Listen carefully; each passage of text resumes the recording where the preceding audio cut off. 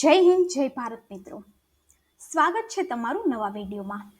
આ જે વિડીયો છે એની અંદર આપણે ચર્ચા કરવાના છીએ કે અમદાવાદની અંદર અત્યારે EWS2 પ્રકારના આવાસ યોજનાના જે ફોર્મ ભરાય છે એની અંદર સોગંદનામું શું છે, આ સોગંદનામાનું ફોર્મેટ શું છે અને તમારે આને કઈ રીતે ફિલઅપ કરવાનું છે.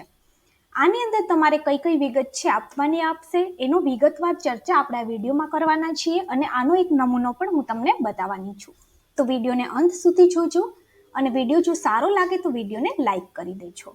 હવે આપણે નવી માહિતી માટે એક વોટ્સઅપ ગ્રુપ પણ બનાવેલું છે જેની લિંક મેં તમને ડિસ્ક્રિપ્શન બોક્સમાં આપેલી છે.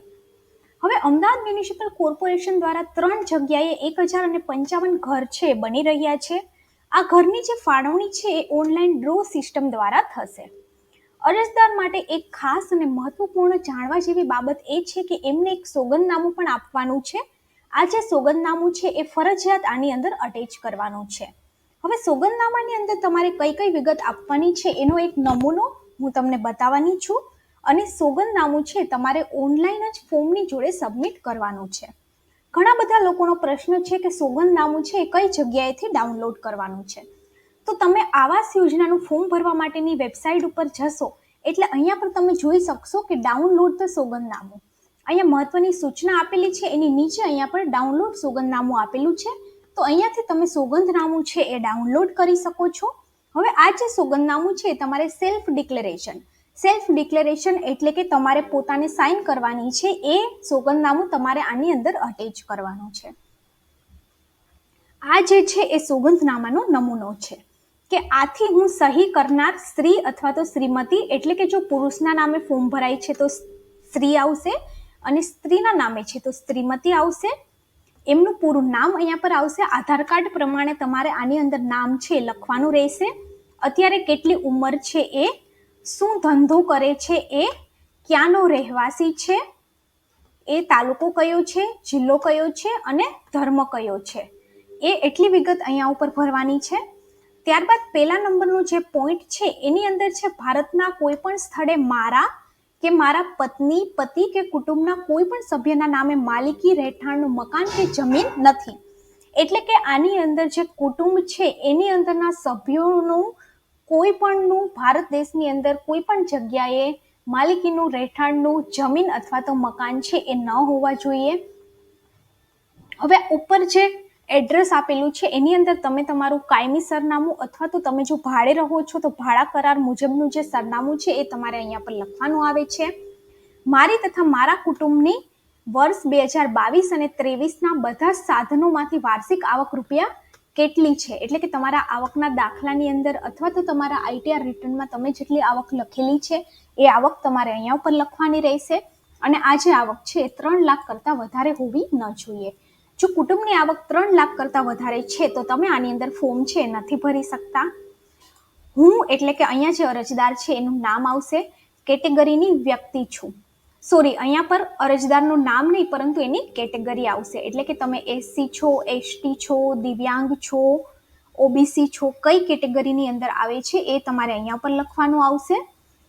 અમદાવાદ મ્યુનિસિપલ કોર્પોરેશન તરફથી ઓછી આવક ધરાવતા વર્ગના લોકો માટે ફાળવવામાં આવતા મકાનો અંગે જે જાતિ નિયમો કરવામાં આવ્યા છે તે મને બંધન કરતા છે અને ભવિષ્યમાં જે ફેરફાર કરવામાં આવશે તે પણ મને બંધન કરતા રહેશે. એટલે અહીંયા પર તમારે તમારી જાતિ લખવાની છે. ત્યારબાદ અમદાવાદ મ્યુનિસિપલ કોર્પોરેશન તરફથી મને જે મકાન ફાળવવામાં આવશે તે અંગે રજૂ કરવા થતા પુરાવાઓ અમદાવાદ મ્યુનિસિપલ કોર્પોરેશન જ્યારે જણાવશે તે મુજબ નિયત સમયમાં હપ્તાની રકમ, દંડ કે દંડનીય વ્યાજ, વેરો, ઇતર રકમ, રજિસ્ટ્રેશનનો ખર્ચ રકમ તે હું અમદાવાદ મ્યુનિસિપલ કોર્પોરેશનમાં અથવા તો અમદાવાદ મ્યુનિસિપલ કોર્પોરેશન દ્વારા અધિકૃત કરવામાં આવનાર સંસ્થાનમાં નિયમિત સમયમાં આપવા બંધાવ છું. ઓછી આવક ધરાવતા વર્ગની આ યોજના હેઠળ રચવામાં આવતા એસોસિએશનનો હું સભ્ય થવા સંમત થાઉં છું તથા તેના નીતિ નિયમોનું પૂર્ણપણે પાલન કરીશ. વધુમાં મને કબૂલ અથવા તો મંજૂર છે કે આ યોજનામાં એક જ અરજી છે કરેલ છે તે પણ અસલ પ્રમાણપત્રમાં જ, કારણ કે અરજી પત્રકની કોઈ પણ પ્રકારની નકલ છે એ સ્વીકાર્ય નથી. એટલે કે તમારે આની અંદર જે ડોક્યુમેન્ટ્સ અપલોડ કરો છો એ તમારે ઓરિજિનલ કરવાના છે. તમે ઝેરોક્સ વાળા ડોક્યુમેન્ટ્સ આની અંદર અટેચ છે એ નથી કરી શકતા. આમાં જે ફૂદડીઓ આપી છે એ જે ડોક્યુમેન્ટ્સ છે તમારે ફરજિયાતપણે અપલોડ કરવાના છે ફોર્મની અંદર. જે જગ્યાએ ફૂદડી નથી એ ડોક્યુમેન્ટ્સ તમે અપલોડ ન કરો તો ચાલશે, જો તમારી પાસે ન હોય તો.